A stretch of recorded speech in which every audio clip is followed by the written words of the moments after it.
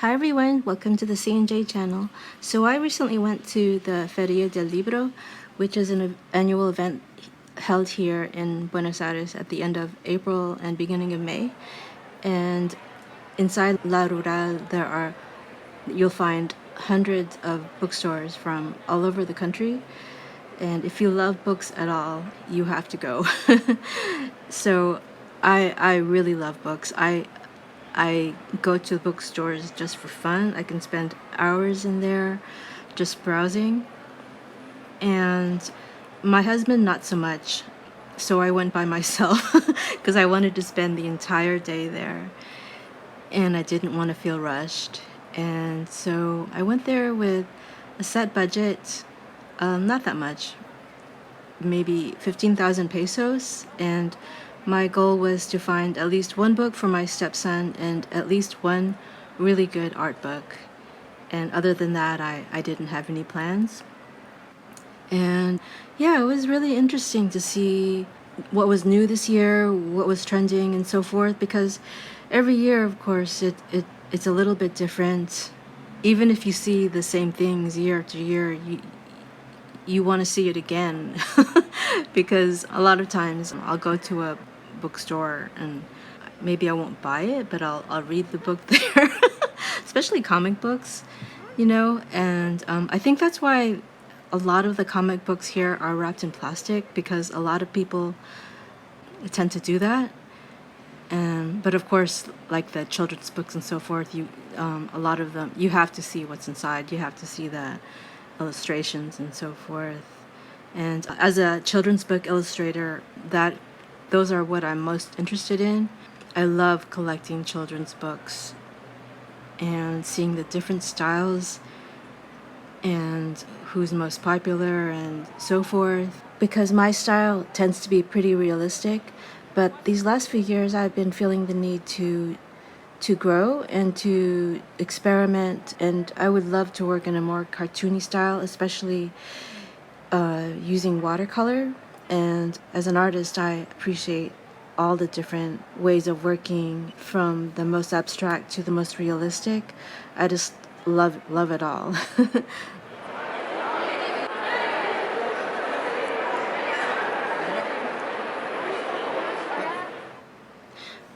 Mafalda, those comics have been around for decades. They're super Argentinian, really famous here. If you can find them where you are or online, I highly recommend checking them out. And this stand full of art books, these are way out of my budget. They're on average about $100 US. But I love this stand. I go there every year just to look through all their books. And one day I really want to get one.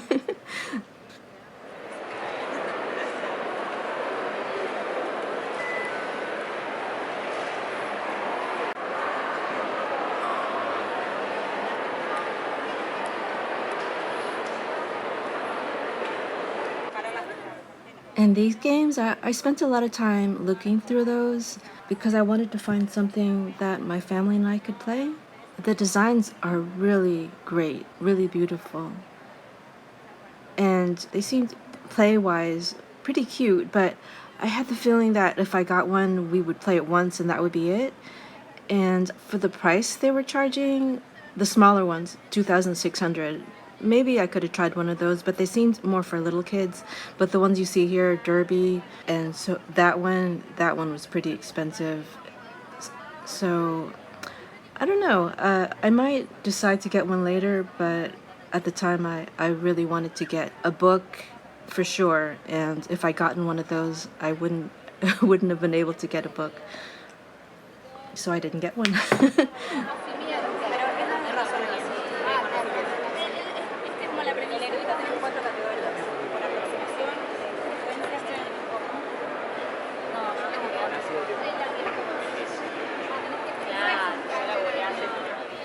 But I know you might be curious about the things I'm looking at, so if I can find a link, I'll add it in the description of this video.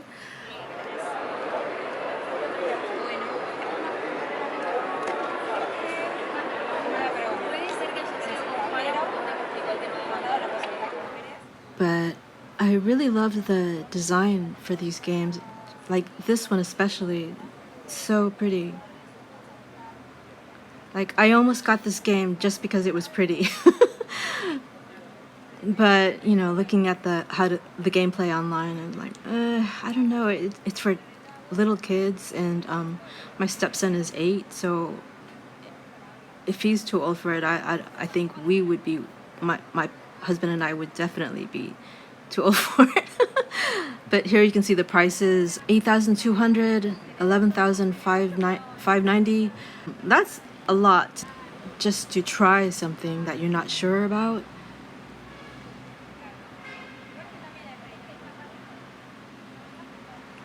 I mean, 26,000, that one of those I might have tried, but I was afraid I would get it and we'd only play it once.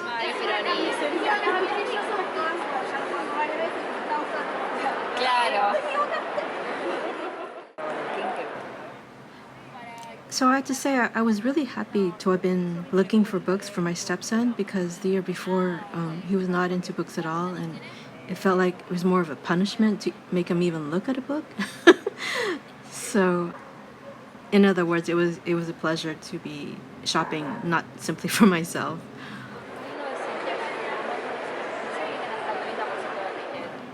And they had so many children's books to choose from, so it was hard to narrow it down.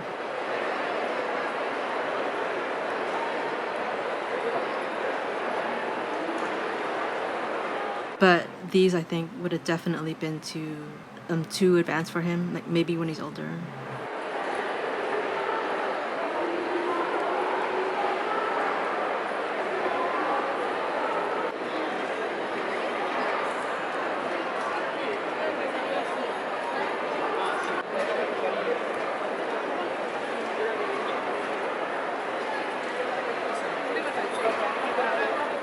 That book right there, oh my God, I so wanted to get that book. But at 16,800, it was beyond my budget. That one I really want to get also. I've been reading the Harry Potter books in Spanish, and I started a few years ago, and it would take me forever to get through one paragraph. Like I'd stop and start, look up a word, and to finally get to the stage where I can simply read it for the pleasure of reading, it feels really good.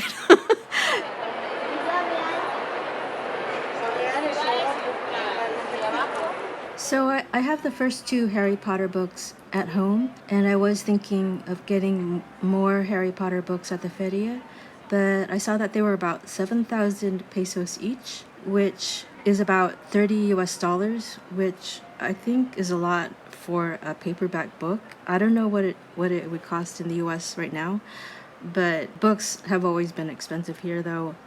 But also to give you an idea of what the inflation is like here, because right now in 2023 it's up over 100% inflation, and so 7,000 pesos used to be more than what I would pay for a month's rent. Like when I first moved here in 2012, I would pay 3 months at a time, and so I would pay 17,000 for 3 months rent.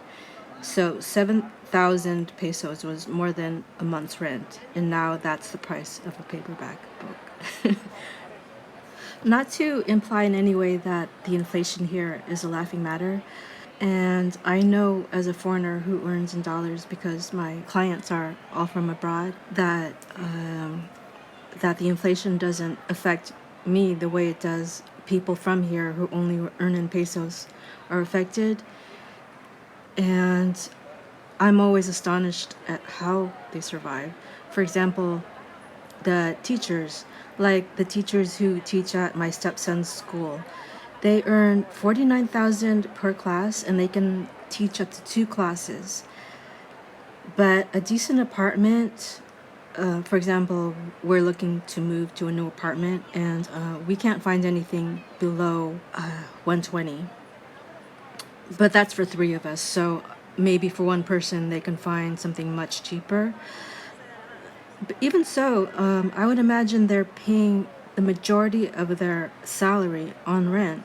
So I don't know how they do it, and they're always going on strike, of course. But since they're classified as part-time workers by the city government, they've been unwilling to budge on raising their salaries to match the inflation. And so I don't know what's going to happen with that. And I'm not really an expert in this subject either, so I can't really explain it to foreigners fully. But from my own experience, I am astonished at how life just goes on here. I mean, I have noticed there are a few more homeless people on the streets. Like when I take my stepson to his afternoon school, I've noticed there are like homeless people on every block, nearly every block. Whereas before, like just a year ago, I would see maybe just one or two people on the entire way. And so I don't know what's going on there, what their stories are, if it's going to get worse or better or what. Yeah, so we'll see. I think everyone's holding their breath to see what happens with the upcoming elections.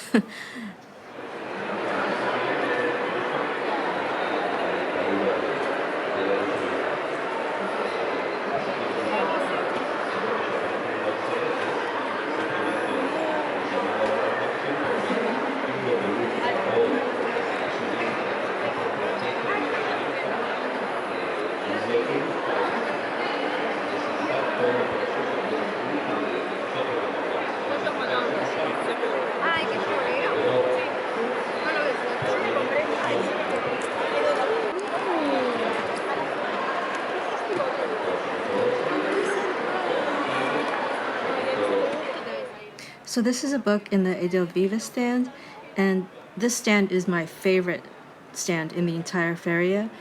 And Rebecca Totremer is definitely one of my favorite all-time illustrators. I don't know what it is about her work, but it's just so beautiful, like the way she conveys emotion. So every year that I go to the Feria, I try to get one of her books, and if not her, maybe Antonio Lorente, among many others, of course. And this year I got a book by the French illustrator Quentin Grabin. I've followed his work for years, and I just love it.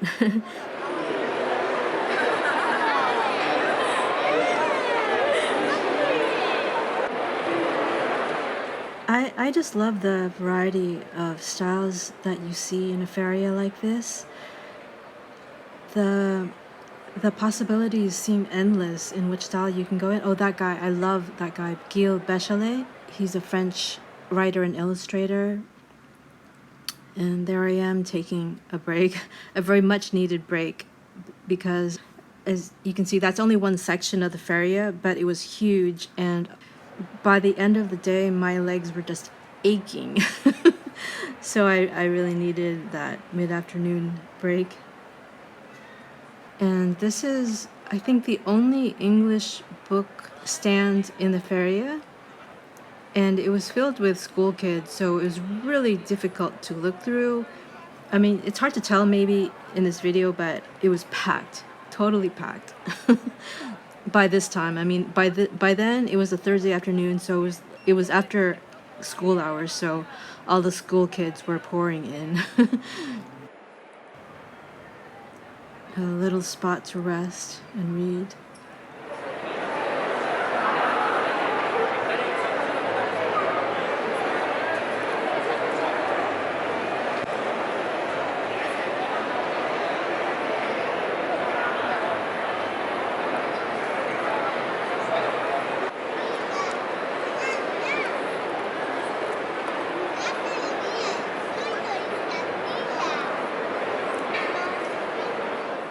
Edelvives again, my favorite, of course.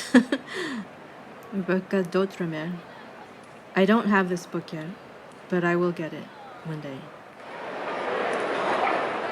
And in the frame of that screen, you can see the work of Benjamin Lacombe, another French illustrator. I love his work. I don't have any of his books. I want to get one also. And oh, this is Gil Bachelet again. I'm just really in love with his work. I've always found that watercolor style with the black outline really charming, and I love all the detail he puts in his illustrations. So, yeah, I want to get one of his books one day.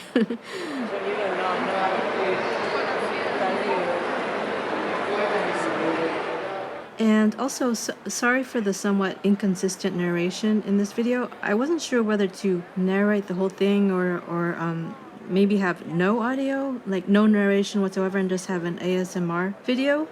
But the point, of course, of this channel is to share my experiences as an expat artist living in Argentina, married to an Argentinian. So, in order to do that, I feel like I need to add at least some narration here and there. But I'll be quiet for this bit so you can listen to this little show.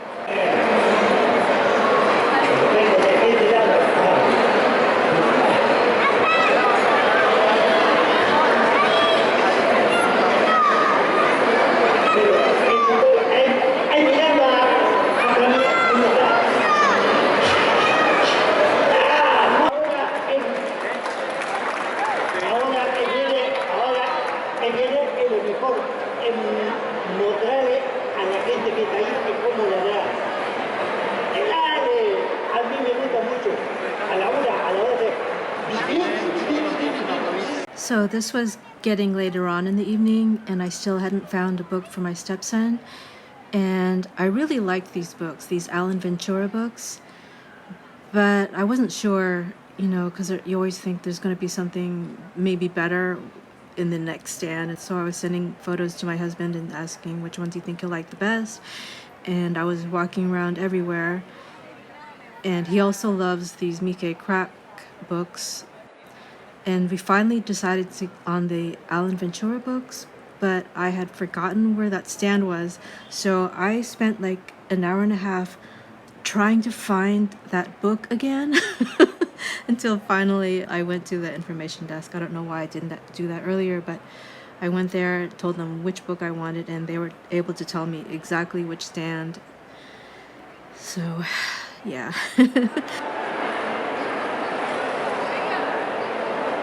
I love pop-up books, by the way. I have a small collection of them, and I was strongly tempted to get this one, but I was happy with what I got.